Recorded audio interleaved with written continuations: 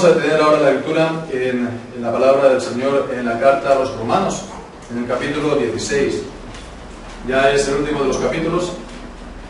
Hemos estado pues considerando en Miranda pues durante meses, años, y ahora pues vamos a leer aquí en Romanos capítulo 16.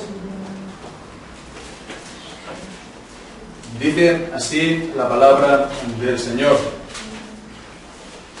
os recomiendo además nuestra hermana Febe, la cual es diaconisa en la iglesia de Cencrea, que la recibáis en el Señor, como es digno de los santos, y que la ayudéis en cualquier cosa en que necesite de vosotros, porque ella ha ayudado a muchos y a mí mismo.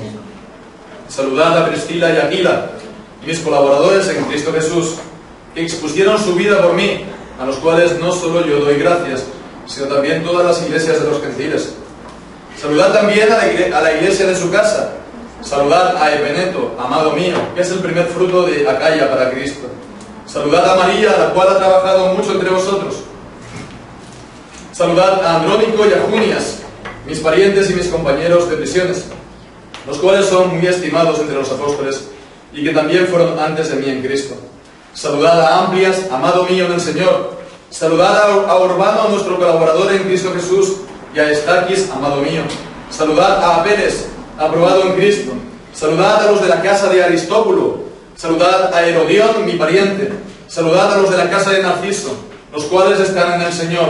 Saludad a Trifena y a Trifosa, las cuales trabajan en el Señor. Saludad a la hermana Pérsida, la cual ha trabajado mucho en el Señor. Saludad a Rufo, escogido en el Señor, y a su madre y mía. Saludad a Asíncrito y a Flegonte, a Hermas, a Patrobas, a Hermes y a los hermanos que están con ellos. Saludad a Filólogo, a Julia, a Nereo y a su hermana, a Olimpos y a todos los santos que están con ellos. Saludaos los unos a los otros con ósculo santo. Os saludan todas las iglesias de Cristo. Amén.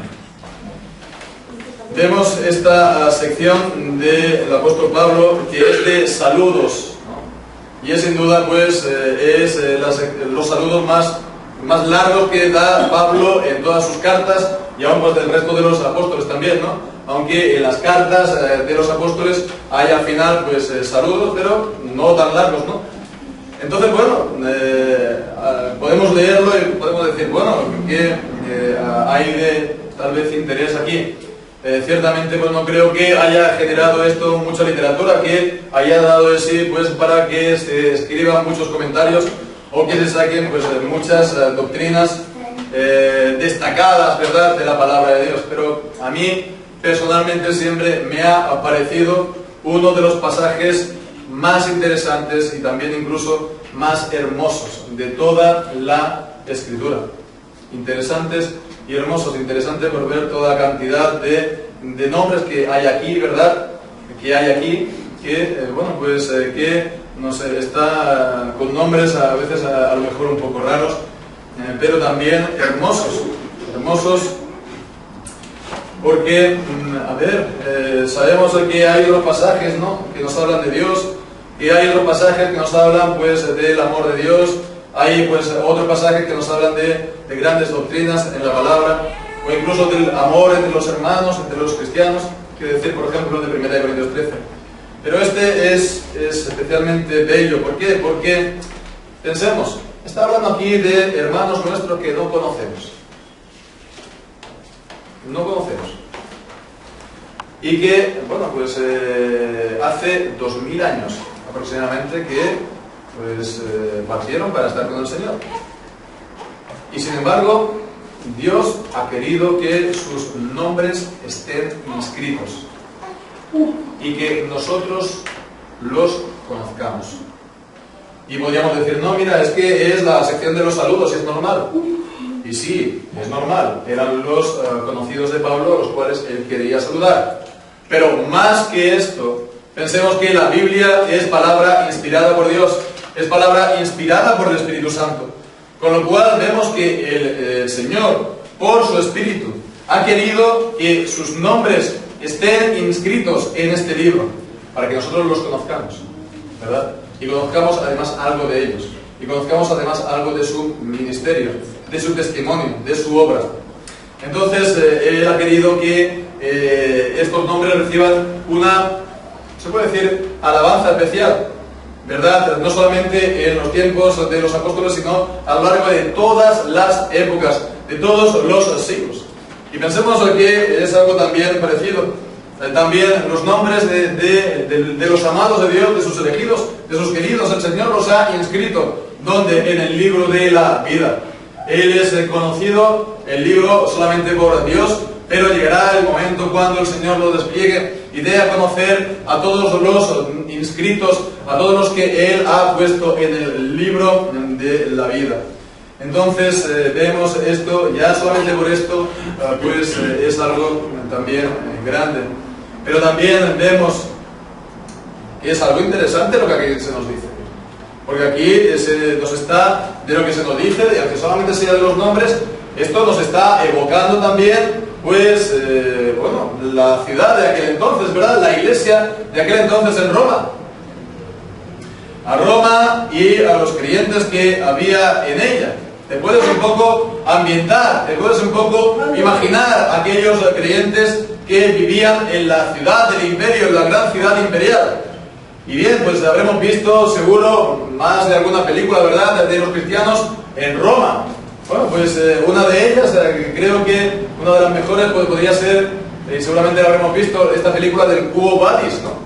Esta película del Quo Vadis, hay distintas versiones de ella. Una, pues a finales creo de los años 50, principios de los 60, que, bueno, pues la habían hecho pues americanos, Hollywood. Y la segunda, hecha por polacos, ¿no? El autor de la novela era polaco, yo no me atrevo a decir el nombre por no pronunciarlo mal, Micaela lo puede decir después.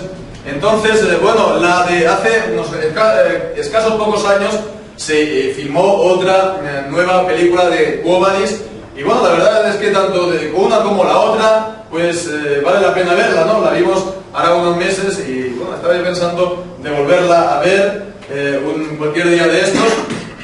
Porque en ella vemos pues a los cristianos cómo ellos se reunían, pues en catacumbas, ¿verdad? Cómo se reunían en casas, cómo ellos pues hablaban, compartían, oraban, ¿verdad? Y tenían entonces esta comunión de los santos. Hay muchas escenas, ¿no?, de la intimidad de los cristianos en las casas, la intimidad con los apóstoles enseñando, ¿verdad? Eso en las mismas casas de los cristianos. Y de verdad que bueno, vale mucho la pena. También hay que decir que esta película está hecha por un polaco y entonces pues tiene unos pequeños rasgos más bien romanistas o papistas, ¿verdad? Entonces hay que estar un poco prevenido, ¿verdad?, de esa orientación de Roma, exaltar a Roma, al obispo de Roma, al Papa, pero teniendo esta prevención, ¿no?, pues podemos verla con provecho. Y bien, pues por supuesto que sabemos también la importancia de la Iglesia de Roma a lo largo de los siglos, ¿verdad? Una iglesia que no sabemos pues de quién la fundó, no se sabe quién la fundó. Se dice pues que a lo mejor fueron peregrinos judíos en el tiempo del Pentecostés, cuando fue derramado el Espíritu Santo y que volvieron entonces a Roma y se fundó entonces la iglesia en Roma. La capital, la gran capital del imperio, la gran capital pues del universo, digamos, civilizado en aquel entonces, ¿verdad? Y que, bueno, pues entonces iba a adquirir mucha importancia la iglesia en esta ciudad. Ya solo pues por lo que es Roma, la ciudad imperial, ¿no? Pero, digamos, en aquel entonces no era única. Con el tiempo, el, digamos, pastor de la iglesia en Roma, él ha querido entonces tener las aspiraciones de gobernar, ¿verdad?, en todas las iglesias, el obispo universal, ¿verdad?, el ser el papa de Roma, ¿no?, sobre todas las iglesias. Pero bueno, en un principio no era así. En un principio la iglesia de Roma sí era una de las iglesias destacadas, pero no era la única. Estaba también la iglesia en Jerusalén, la iglesia también de Antioquía, que sabemos es la iglesia donde pues el apóstol Pablo, lo vemos en el libro de los Hechos, fue a hacer sus viajes misioneros. Y después también ya con el tiempo la iglesia en Alejandría, una ciudad en el actual Egipto. Entonces estas eran las iglesias más importantes con más número, ¿verdad?, de creyentes. Y entonces, bueno, eran, digamos, se puede decir el consejo, se puede decir supremos de la iglesia, estas 4 iglesias. Por ejemplo, cuando había cuestiones a tratar entre las iglesias, entonces en los primeros siglos del cristianismo, pues entonces se podían tratar a un nivel local en las ciudades o en también en las provincias o en las regiones se trataban sin más, ¿no? Pero si ya había algunos problemas serios, importantes de herejía u otros, entonces para que digamos lo que se tratara fuera para todas las iglesias, tenía que ser entonces una reunión convocada por estos 4 iglesias. La iglesia de Roma, la iglesia de Jerusalén, la iglesia de Antioquía y la de Alejandría. Lo que pasa es que con el tiempo, pues, Roma quiso ganar la primacía sobre estos que se conocían como patriarcados, ¿verdad? De ahí el nombre de Papa, del patriarcado. Entonces, esto es a tener en cuenta. Evidentemente, lo del patriarcado no era, digamos, de fundación apostólica. Los apóstoles no fundaron un patriarcado en Jerusalén o un patriarcado en Roma, pero eso fue una evolución posterior. Pero en todo caso, lo que sí que vemos en las páginas de la Biblia, y aquí también, pues vemos la importancia de la iglesia en Roma. Estos saludos que hemos visto no los vemos en ninguna otra carta. De hecho, también la carta a los romanos es la más larga de ellos. Entonces vemos que tenía la iglesia de Roma, como digo también Jerusalén, Antioquía, una importancia especial, de manera que podemos decir que de lo que vemos aquí, aunque parezca un poco raro o extraño, lo que vemos aquí en esta sección de saludos, podemos decir que también la iglesia de Roma se convierte en una especie de tipo para nosotros.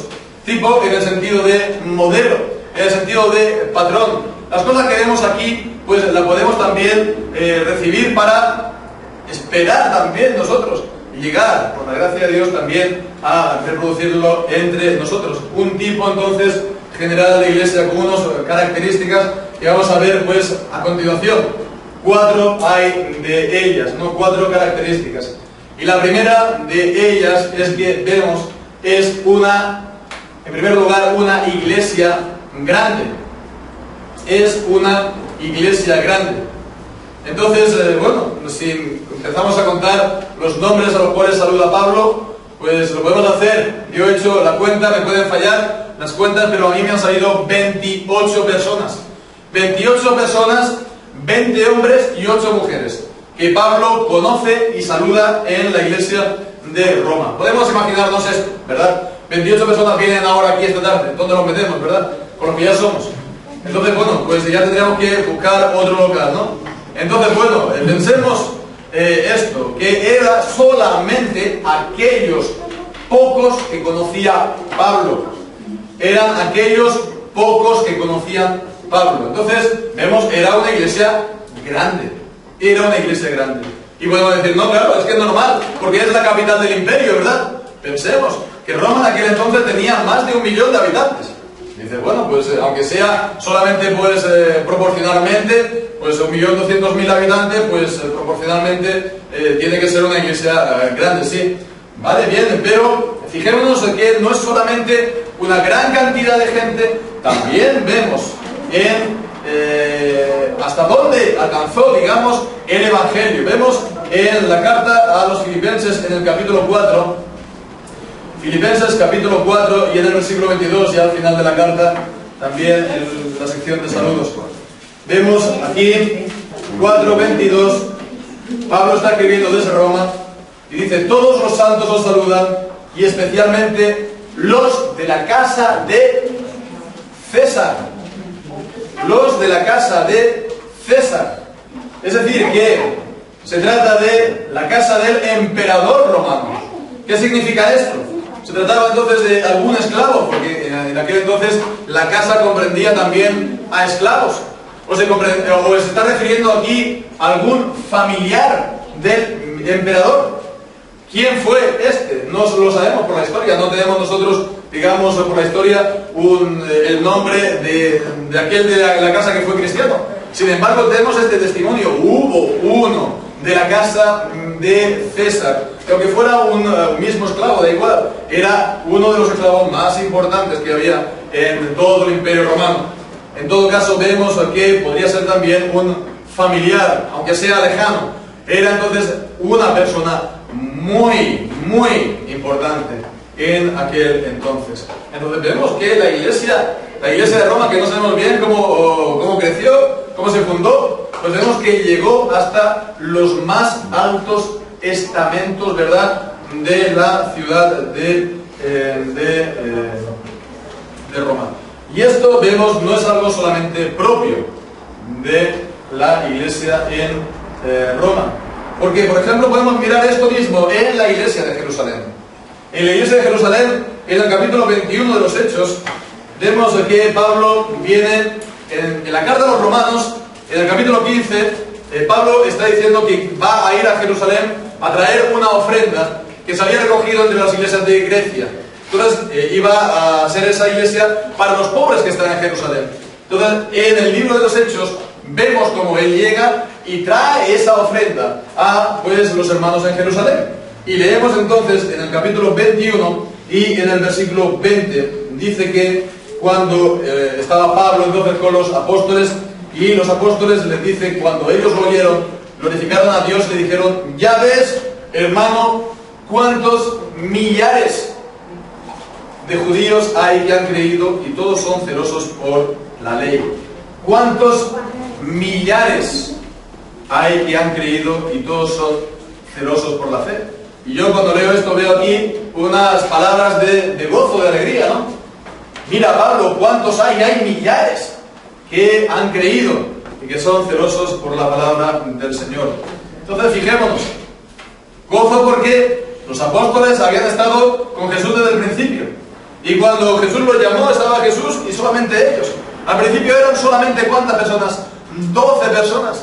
Y la mayor parte del ministerio de Jesús, ¿cuántos fueron? Por aquí y por allá, 12 personas. A lo mejor también a veces les acompañaban mujeres o también otra gente, pero no muchas personas, ¿verdad? Después, cuando Jesucristo murió en la cruz, resucitó, subió a los cielos, nos dice en el libro de los Hechos, en el capítulo 1, versículo 15, que allí habían reunidas 120 personas. 120 personas que estaban orando, esperando el cumplimiento de las promesas de Dios, que el Señor enviara entonces la promesa del Espíritu Santo sobre ellos, y estaban reunidas orando. Entonces, fijémonos, vino entonces el día del derramamiento del Espíritu Santo de Pentecostés, y en un solo día, nos dice al final del libro de los Hechos, capítulo 2, creyeron y se bautizaron más de 3.000 personas en un solo día. Más de 3.000 personas en un solo día. Después también, en los capítulos siguientes, leemos también que en una sola vez también se llegaron a creer y bautizar miles. Entonces vemos que la iglesia fue creciendo continuamente en Jerusalén, y de la misma manera tendría que ser, o una manera muy parecida, también en la iglesia de Roma. Con lo cual vemos algo importante acerca de la iglesia, que es que el diseño de la iglesia es el de crecer. El propósito del Señor para la iglesia es que la iglesia crezca, ¿verdad? Es que haya siempre nueva gente que conozca el Evangelio y conozca al Señor Jesucristo y crea y se convierta, entonces sea añadida a la iglesia y la iglesia crezca. Entonces, fijémonos, eso es algo que lo vemos en el Nuevo Testamento, lo vemos en la iglesia del Nuevo Testamento, y hemos de decir que eso también puede ser para nosotros, ¿verdad? Podemos decir que es la norma, lo normativo es que la iglesia vaya creciendo, ¿verdad? No podemos a lo mejor decir que vamos a que se conviertan 3.000 personas en un día, ¿verdad? Como en el día de Pentecostés. Eso fue algo excepcional. o que el Señor solamente da muy rara vez, ¿verdad? Que haya centenares de personas o miles de personas que se conviertan en un solo día. Pero sí que la Iglesia, más poco o más mucho, ¿verdad? Más lento o más rápido, pero tiene que tener un crecimiento. Y entonces, bueno, pues a veces no vemos ese crecimiento. Entonces, ¿qué tenemos que hacer para que haya ese crecimiento? Pues acordémonos qué hacía la Iglesia de Jerusalén antes de recibir este crecimiento, de la bendición del Espíritu Santo. ¿Qué hacían? En Hechos capítulo 1 nos lo dice, estaban reunidas orando al Señor. Estaban rogando al Señor para que el Señor envíe esa bendición. Estaban unánimemente juntos, orando siempre al Señor, como dice aquí, ¿verdad? En el versículo 14, todos estos perseveraban unánimes en oración y ruego. Y estaban pues entonces pidiendo esto, lo que el Señor Jesús prometió en el versículo 8, recibiréis poder cuando haya venido sobre vosotros el Espíritu Santo. Entonces, ¿qué hemos de estar haciendo? Recordarnos de la oración. Oración para que haya crecimiento de cada uno, pues de los creyentes, pero también de la Iglesia. Debemos estar unánimemente orando al Señor para que el Señor pues envíe crecimiento a su obra, porque es para la gloria del Señor. Hemos estado leyendo al principio en el libro de Ezequiel, ¿verdad? Las promesas de Dios que da por medio de Ezequiel, que va a multiplicar personas como rebaños, ¿verdad? Hombres como rebaños. ¿Y eso por qué lo iba a hacer? Por causa de su nombre, para santificar su nombre, para que la gente, pues, glorificara así, de esta manera, a Dios. Es para la gloria de Dios, para que el Señor Jesucristo sea glorificado, ¿verdad? La gloria del rey, hay un proverbio que dice que en la multitud del pueblo está la gloria del rey, y eso hablando de los reyes humanos, ¿no? Un rey de un pueblo numeroso pues tiene más gloria que un rey de poquitos súbditos, ¿verdad? Pues igualmente el Señor Jesucristo, y Él es el rey de los reyes, el Señor de los señores, y hemos de estar pues pidiendo esto para la gloria del Rey Jesucristo, para que Él sea glorificado, para que el nombre de Dios sea santificado, ¿verdad? Tenemos que tener esto presente. Entonces, acerca primeramente esta característica de la creación, del crecimiento. La Iglesia en aquel entonces crecía. Pero vemos una segunda nueva característica, rasgo, que era, volviendo aquí a Romanos 16, que la Iglesia en Jerusalén era una iglesia organizada y unida. Una iglesia organizada y unida. ¿Y en qué vemos esto? Pues volvemos aquí entonces al texto y vemos que, en el versículo 3 se está hablando de Priscila y Aquila, que era un matrimonio judío, amigo de Pablo, lo vemos aparecer en el libro de los Hechos, en el capítulo 18, colaboradores de Pablo que estuvieron pues sirviendo juntamente con Pablo. Y bien, pues aquí también lo dice a continuación del versículo 4, cuando dice que ellos expusieron su vida por mí, y también pues que no solamente él le da las gracias, sino todas las iglesias de los gentiles. Pues bien, a continuación leemos el versículo 5. Saludad también a la iglesia de su casa. Y vemos esta palabra, la iglesia de su casa. Está la palabra iglesia. ¿Y esto qué significa? Pues todos los comentadores concuerdan en decir que se está hablando aquí de una congregación que se reunía en su casa. En aquel entonces, pues pensemos que no había templos cristianos, no había iglesias. ¿Dónde se reunían los cristianos? Pues en el campo, o en las catacumbas cuando estaban pues ellos perseguidos, o en las casas, ¿verdad? Como vemos también, como hemos dicho en las películas estas. Y vemos entonces que había una iglesia en su casa, porque también, además, en este pasaje, vemos, por ejemplo, en el versículo 10, que está hablando de familias, ¿no? El versículo 10 dice, saludad a los de la casa de Aristóbulo. Aquí entonces está hablando a los de la familia de Aristóbulo. Pero aquí no está hablando entonces de una congregación que se reunía en su casa. O en el versículo siguiente dicen también, saludad a los de la casa de Narciso. Y también entonces aquí está hablando de la familia de Narciso, ¿verdad? No está hablando de una iglesia que se reunía allí, pero aquí sí que se reunía en la casa de Priscila y Aquila una congregación, pero no era la única, porque ya al final de estos versículos leemos el versículo 14 y el versículo 15. Dice también pues que saluden a Síncrito, Flegonte, Hermas, Patrobas, Hermes, y dice al final a los hermanos que están con ellos. Y esta expresión es distinta de la que hemos dicho de la familia, ¿verdad? A los hermanos que están con ellos, esto está señalando, apuntando a una congregación que se reunía también con ellos. Y también dice aquí, en el versículo 15, a saludar a Filólogo, Julia, Nereo y a su hermana Olimpas, y a todos los santos que están con ellos. Otra, por lo tanto, grupo de creyentes, por lo tanto, otra congregación en Roma. Y entonces vemos que allí era la iglesia en Roma, pero la iglesia en Roma estaba compuesta por distintas congregaciones.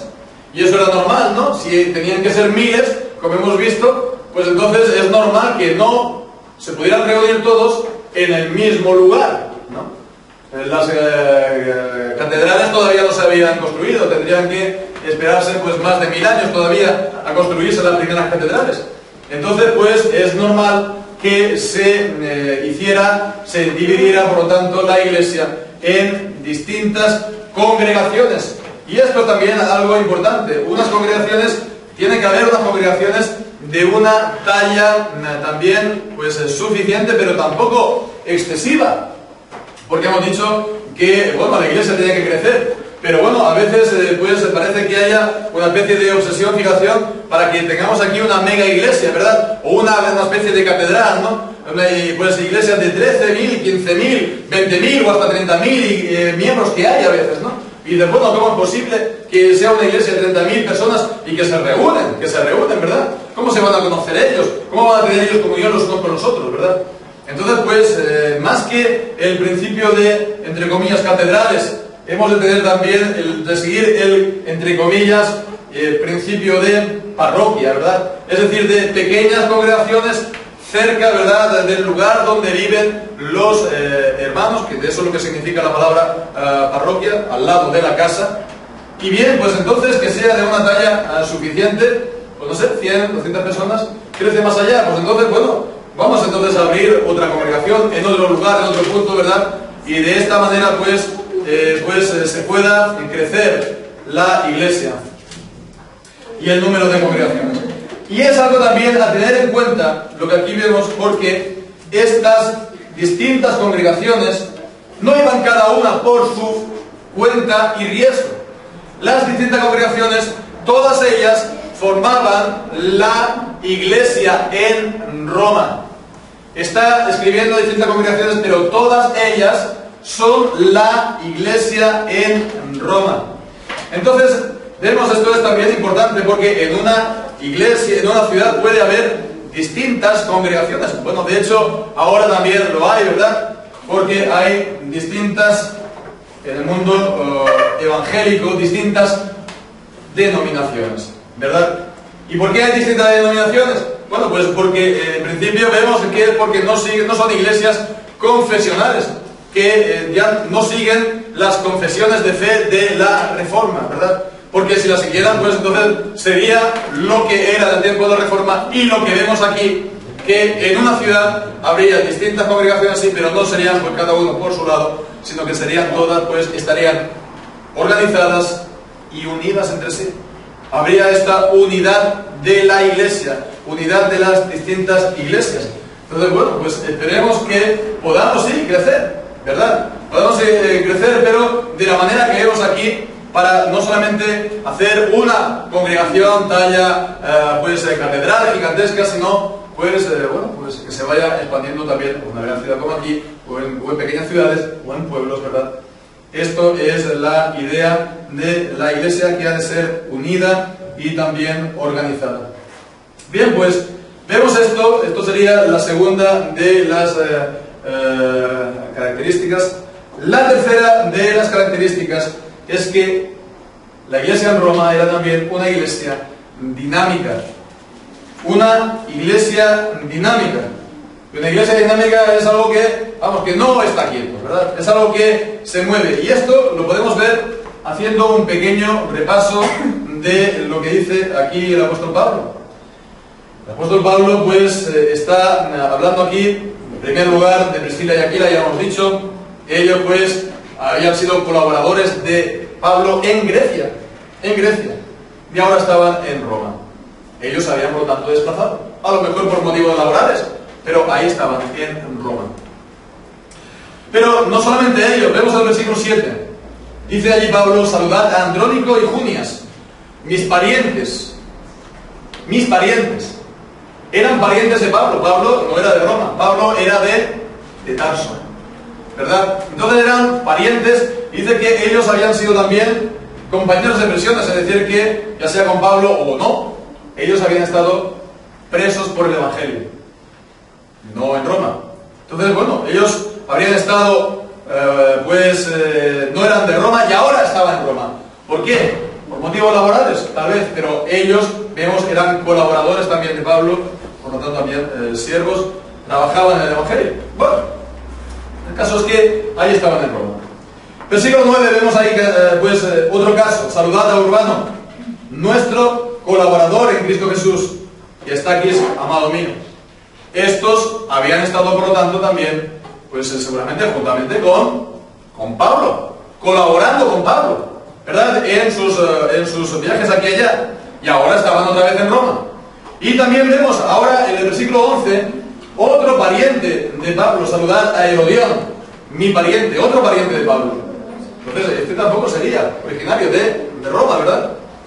También, más adelante, dice, pues, en el versículo 13: saludad a Rufo, escogido en el Señor, y a su madre mía. Bueno, esto es más bien una expresión cariñosa, ¿verdad? No es que sea la madre de Pablo y que él sea su hermano, sino se está refiriendo como si fuera a su madre. Bien, pues vemos que están todos estos que Pablo conocía porque habían sido colaboradores suyos, ¿verdad? Pero pensemos, si Pablo está saludando a todos estos, es porque los conocía.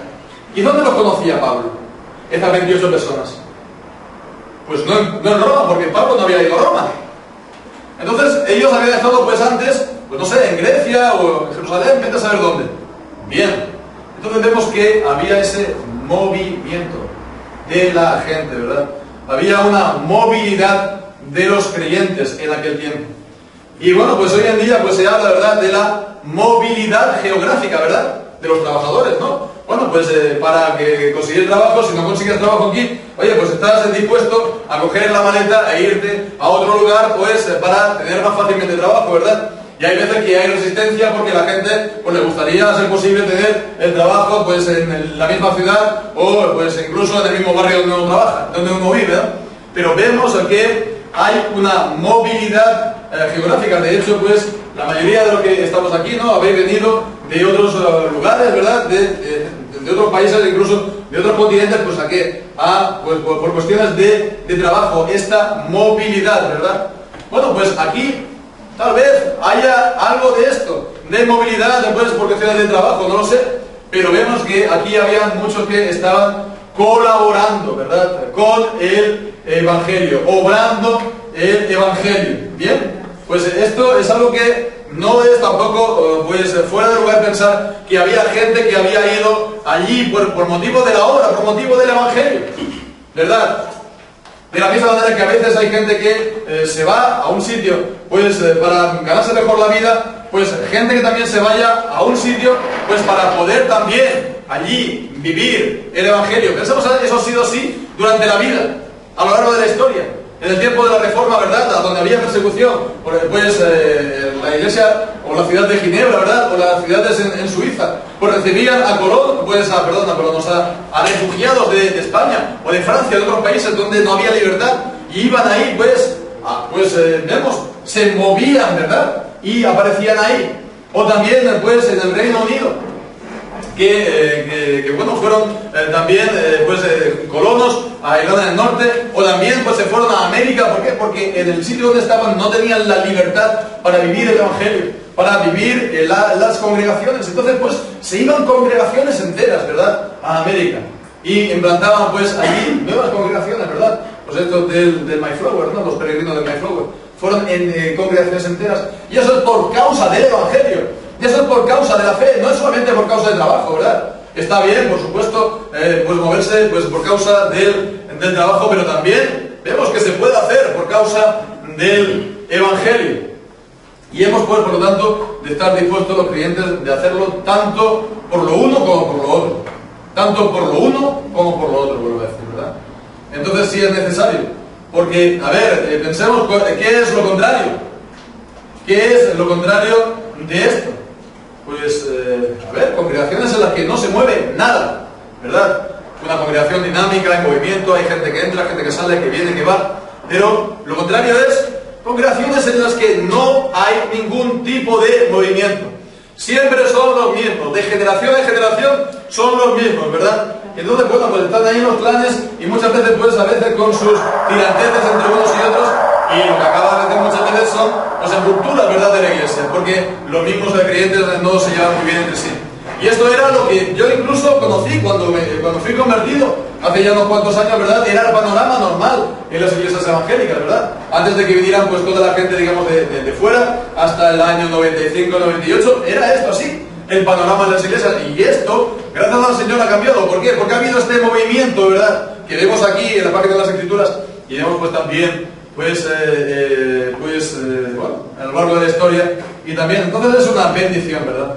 Y entonces es algo que pensemos, una iglesia que no haya movimiento es una iglesia como las aguas estancadas, ¿verdad? Las aguas estancadas se echan a perder, ¿no? Y tiene que ser así, porque el cristiano es una persona movido por el Espíritu Santo, y que nos dice pues que el Espíritu Santo viene de donde quiere y sopla de donde quiere, ¿verdad? Así es todo aquel que es nacido del Espíritu. Entonces, esto es también el dinamismo, ¿verdad?, que se ve cuando van a unos lugares a otros, a unas congregaciones a otras, a una obra a otra, a colaborar, a apoyar, a estar pues haciendo todos juntos piña, ¿verdad? Y eso es también algo importante, para que la obra también avance, para que la obra también pues crezca, y como vemos también pues pueden haber más congregaciones, etc. Entonces esto es algo también a tener en cuenta. Y ya pues la última de las rasgos es la que encontramos aquí en estos versículos, es que la iglesia en Roma era una iglesia también de siervos, una iglesia de obreros, ¿verdad? Y bueno, vemos que de los que está hablando Pablo hay 8 referencias, ¿no? Está hablando de 8 personas. Ya para empezar, vemos aquí en el versículo 1, está hablando de Febe. Dice: os recomiendo además a nuestra hermana Febe, la cual es diaconisa de la iglesia de Cencrea. Cencrea, que era uno de los puertos de la iglesia de la ciudad de Corinto, Cencrea. Y bien, pues dice que ella era diaconisa.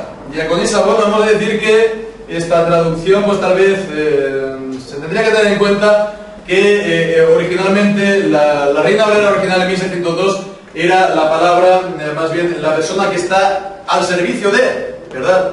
No es una palabra en femenino en el original. Y bien, pues esto da a entender la palabra diaconisa como que fuera pues el ministerio de diácono que vemos en de Timoteo capítulo 2, ¿verdad? Diácono, que están el ministerio de anciano, ¿verdad? Pastores, ancianos que enseñan, que gobiernan, y después el de diácono, que es de hacer, pues, de gestionar los fondos, los bienes de la iglesia, y también obras de ayuda y de misericordia. Alguien se podría decir, bueno, que es entonces un ministerio, ese ministerio, pero llevado por una mujer, ¿verdad? Pero el problema es que allí, en el 1 de Timoteo, en el capítulo 2, está reservado para los hombres, como también está reservado para los hombres el ministerio de enseñanza, de predicación, del ministerio pastoral, ¿verdad? Y además también, sobre todo si aquí, pues Febe era diaconisa porque estaba, decía, ayudando a muchos, y también a mí mismo, era un ministerio entonces de ayuda. Pues entonces podemos preguntarnos en qué se diferenciaba eso de lo que vemos en Mateo capítulo 5 acerca de las mujeres viudas de la congregación, que también vemos que tenían un ministerio de ayuda, ¿verdad? Leemos en 1 Timoteo capítulo 5 versículo 9-10, está hablando de mujeres viudas que están puestas en la lista para ser ayudadas económicamente por la Iglesia. Porque las viudas antiguamente no se podían valer, ¿verdad? Tenían que estar pues siendo ayudadas por su familia, y si no, pues a saber, como de la bendición pública, ¿no?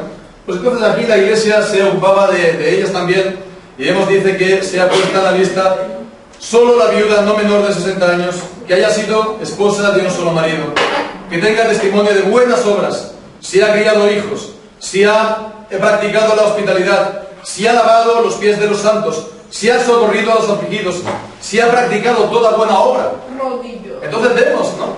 Esto es también algo importante, porque vemos, aquí está hablando entonces del servicio también de la mujer en la Iglesia. Bueno, tuvimos también aquí a unas cuantas semanas o meses una conversación, ¿no? Bueno, ¿cuál es el lugar de la Iglesia? ¿Cuál es el papel o el ministerio de la Iglesia? El ministerio de la mujer en la Iglesia.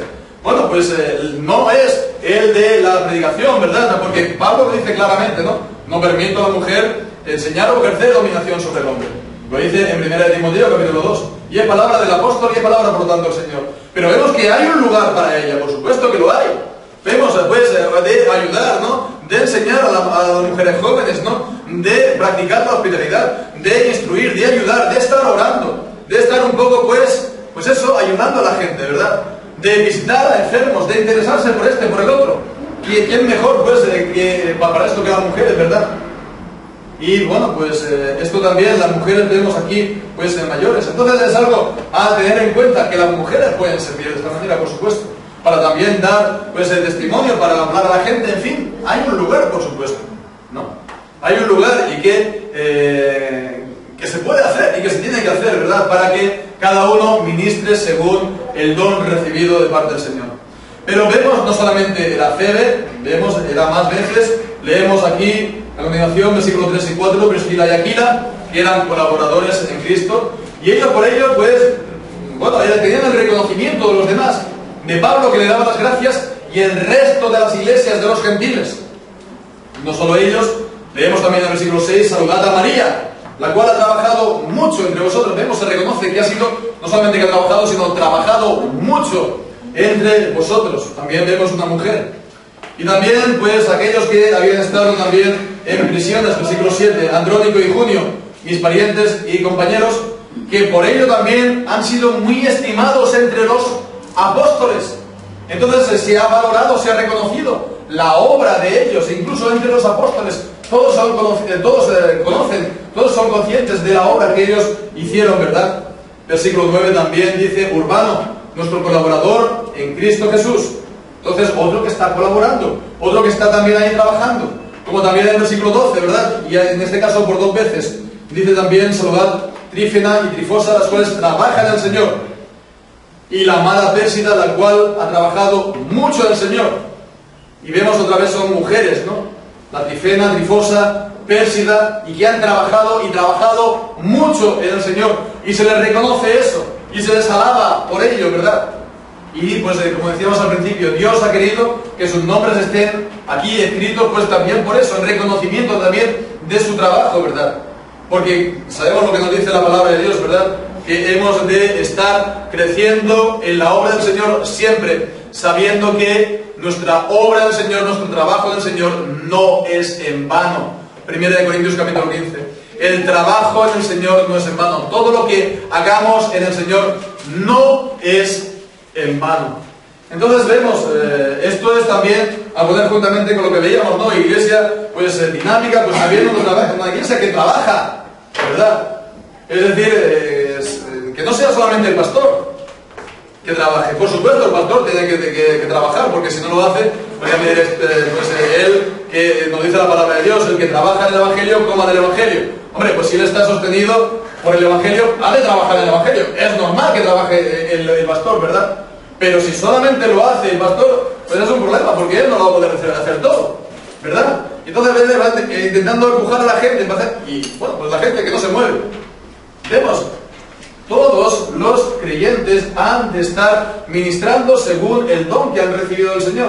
Y poner pues su parte, que bueno, no tiene que ser pues hacer grandes cosas a lo mejor, pero a lo mejor orar, o a lo mejor ayudar, visitar, a pues interesarse por la gente, ¿verdad? Enseñarle a las chicas jóvenes, ¿verdad? A cómo conducirse como cristianas. En fin, hay tantas cosas que hacer, ¿verdad? Para servir al Señor. Y eso lo podemos hacer cada uno de nosotros. Entonces, bueno, pues si eso una iglesia no lo hace, es una iglesia pues inmóvil, ¿no? Una iglesia inmóvil, si estamos pues al final pues acabamos un poco pues esto sin chispa, ¿no? Sin vida. A veces pues se dice que las iglesias que no tienen esto, pues son iglesias que no tienen pues vida, pero bueno, la vida del Señor es distinta, porque la vida del Señor, el Señor nos la comunica por su palabra, y el Señor nos la comunica pues también por los sacramentos y por su presencia, ¿verdad? Pero esa vida no se manifiesta, ¿verdad? Entonces no se ve mucho. Y por eso pues entonces es importante que esto lo tengamos presente. También guardándonos del riesgo de caer en el activismo, ¿verdad? El activismo es, bueno, poner a los creyentes en la iglesia en un estado tan frenético de que hagan cosas, que bueno, que al final están los pobres que están pues estresados, que no tienen tiempo para la familia, que están pues que no tienen tiempo para sus propias devociones, ¿no? Están pues siempre con la angustia del querer hacer más porque si no, no son buenos cristianos, y eso tampoco es. Y muchas veces eso es lo que ocurre en las iglesias evangélicas, que se intenta motivar a la gente de manera que se acae en ese activismo que estamos aquí hablando, ¿verdad? Se tiene que guardar de esto, pero también hemos de guardarnos del quietismo, es decir, de quedarme aquí y ya vendrá todo solo, ¿no? El Señor nos llama a todos a ser colaboradores y a trabajar en su causa. Entonces, de esta manera, la iglesia es un organismo vivo. Pues muy bien, de esta manera pues vemos que estos rasgos que vemos aquí, una iglesia grande, una iglesia también organizada y unida, dinámica y también que trabaja.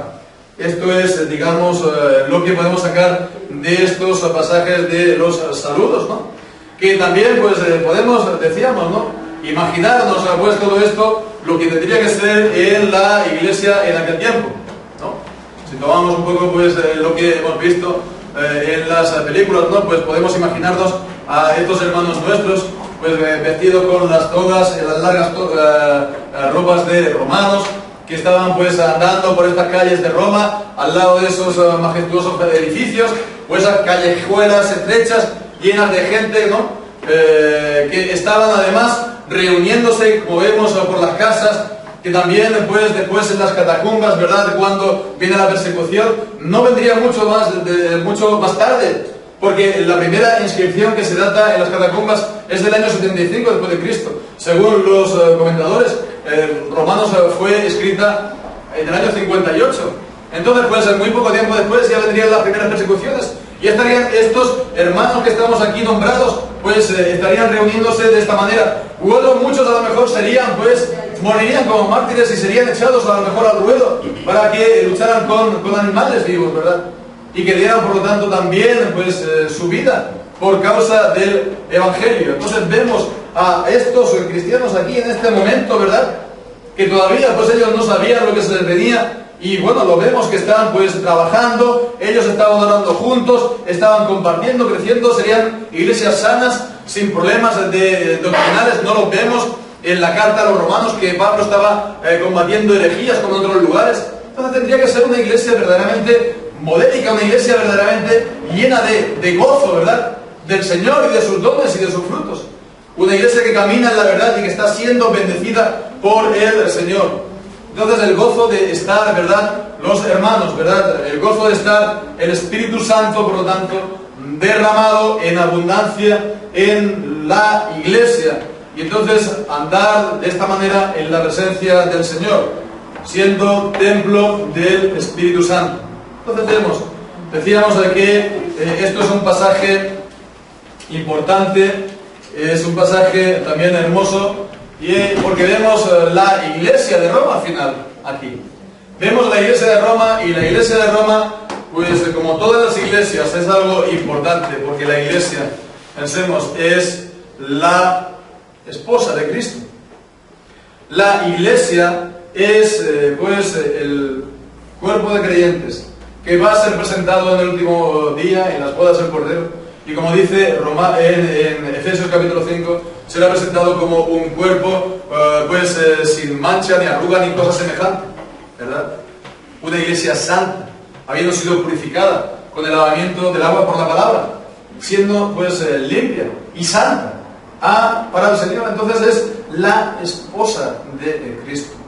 Entonces esto es algo muy importante porque nos recuerda la importancia de la iglesia. Muchas veces estamos pues confundidos con la idea del individualismo. Vemos los individuos, las personas, ¿verdad? Y muchas veces pues se montan pues lo que se conoce como ministerios u organizaciones paraeclesiales, ¿verdad? Ya sea pues de esto, de lo otro, de evangelizar, de estipular, de ayuda, ONGs evangélicas, esto, lo otro, ¿verdad? Editoriales, y que está muy bien, ¿vale? Que lo haya, pero que no olvidemos nunca que estas cosas no son la iglesia del Señor, y que la iglesia del Señor Jesucristo tiene un lugar central en los planes y en el corazón de Dios. Dicho de una manera clara, Cristo no murió por estos ministerios paraeclesiales. Cristo murió por su iglesia. Derramó su sangre por su iglesia, para presentarla como una iglesia, pues como hemos dicho, pues pura, santa, en el día de las bodas del Cordero. Entonces, nosotros ¿qué hemos de hacer? Hemos de amar a la iglesia, ¿verdad? Pero recordando que la iglesia son también los creyentes. Y hemos de tener, como veíamos el último día, el amor fraternal, ¿verdad?, en nosotros.